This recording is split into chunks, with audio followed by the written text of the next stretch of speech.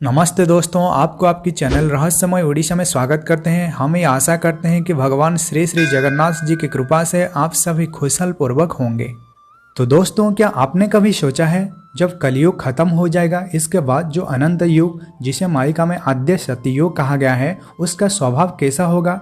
वहाँ लोगों का बर्ताव कैसा होगा? लोगों की आयु कितनी होगी? लोग कितने लंबी होंगे? क्या हम सभी सत्ययुग में प्रवेश कर पाएंगे और भगवान को अपनी चर्म चक्षु में दर्शन कर पाएंगे? आपके मन में जो कुछ भी सवाल है, हम कोशिश करेंगे इसी वीडियो में उसका आंसर देने के लिए।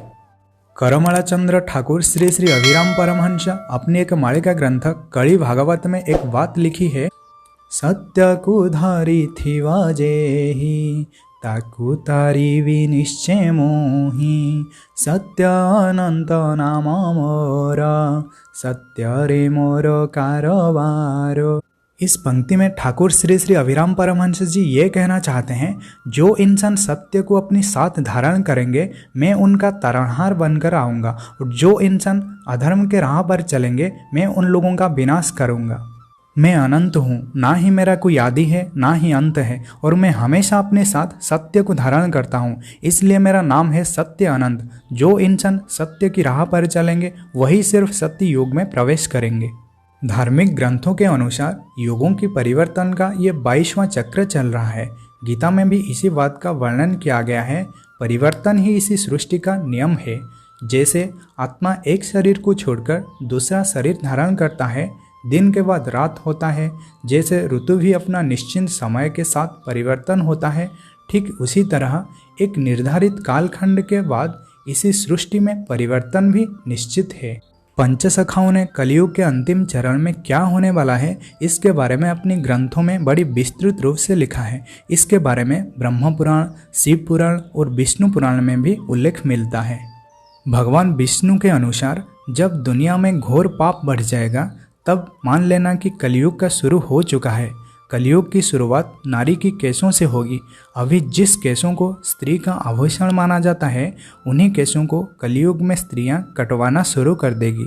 उसके बाद सभी स्त्री पुरुष सुंदर दिखने के लिए बालों को रंगना शुरू कर देगी। कलयुग में किसी के भी बाल लंबे और काले दिखाई नहीं देंगे। इसके बाद जिस दिन पुत्र पिता पर हाथ उठाना शुरू कर देगा, समझ लेना घोर कलिकाल चल रहा है। हर घर में कलह कलाश होने लगेंगे। कोई आपस में मिलकर रहना नहीं चाहेगा। लोग अपने ही घर में अपनों को मार देंगे। तो समझ लेना कलयुग अपनी अंतिम चरण में पहुंच गया है। जब ये सब चल रहा होगा, मैं कल की अवतार धारण करके म्लेच्छ लोगों का संहार करूंगा और सत्य का पुनः स्थापना करूंगा। ब्रह्म पुराण के अनुसार कलयुग में लोग की आयु बहुत ज़्यादा घट जाएगी। लोगों में द्वेष और दुर्भावना बढ़ेगी। कलयुग की आयु जैसे जैसे बढ़ती जाएगी, नदियाँ सूखने लगेंगे। बेईमान और अन्याय से धन कमाने वाले लोगों में बढ़ोतरी होगी। धन के लोभ में मनुष्य किसी की भी हत्या करने में संकोच नहीं करेंगे। मनुष्य पूजा पाठ, व्रत और उपासना सब कुछ करना बंद कर देंगे। गाय दूध देना बंद कर देंगे। मानवता नष्ट हो जाएगी। लड़कियां बिल्कुल भी सुरक्षित नहीं रहेंगे। उनका अपने ही घर में उनका शोषण होगा। अपने ही घर के लोग उनके साथ व्यभिचार करेंगे। बाप बेटी, भाई बहन, कोई भी रिश्ता पवित्र नहीं रहेंगे। एक दूसरे को शत्रु मानेंगे। शादी जैसे पवित्र रिश्ता अपवित्र हो जाएगा। किसी की भी शादीशुदा जिंदगी ठीक से नहीं चलेगा। पति पत्नी एक दूसरे से बेवफाई करेंगे। जो लोग बलवान होंगे उनका ही राज चलेगा। समाज बहुत ज़्यादा हिंसक हो जाएगा। भगवान सदाशिव माता पार्वती से भी कलयुग का लक्षण कह रहे हैं। पराय स्त्री पर मनुष्य की मन आसक्त होने लगेगा। सभी अपनी शरीर को ही आत्मा समझेंगे। धन का उपार्जन करने के लिए विद्या को ही साधन मानेंगे और विद्या का ही अभ्यास करेंगे और मन में मोहित रहेंगे। पुराण शास्त्र में जो कुछ भी लिखा गया है, वो सब कुछ आज हमारा सामने हो रहा है। मनुष्य काम वासना में पागल हो रहे हैं। पिता पुत्री, भाई और बहन जैसी पवित्र रिश्ता आज अपवित्र हो रही है। मनुष्य अपनी काम वासना की पूर्ति हेतु पशु के साथ भी संबंध बना लेता है। उसे थोड़ा सा भी शर्म नहीं आता। क्या हम इसी स्तर में एक मनुष्य को मनुष्य कह सकते हैं? होने वाले ये समस्त चीज़ों से हमें ये समझ लेना चाहिए कि अब ज़्यादा देर नहीं, आने वाले नया युग के लिए हम अपने आप को तैयार करना चाहिए। लोग अभी भी ऐसा समझ रहे हैं कि कलियुग को अभी 4,32,000 साल भोग होना है, लेकिन ये वास्तविकता नहीं है।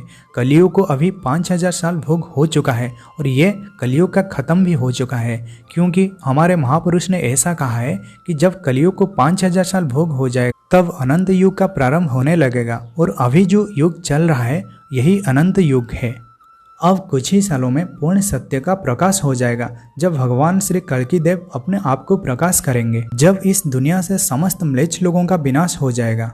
कलियुग में मनुष्यकृत पाप कर्म के लिए कलियुग का आयु सिर्फ 5,000 साल ही भोग होगा। तब भगवान श्री कल्कि देव आएंगे और पापी लोगों का विनाश करके पूर्ण सत्य का प्रकाश करेंगे। वास्तव में युग 4 नहीं बल्कि 5 है। इसी कलियुग के बाद जो युग आ रहा है इसे मालिका में अनंत युग कहा गया है।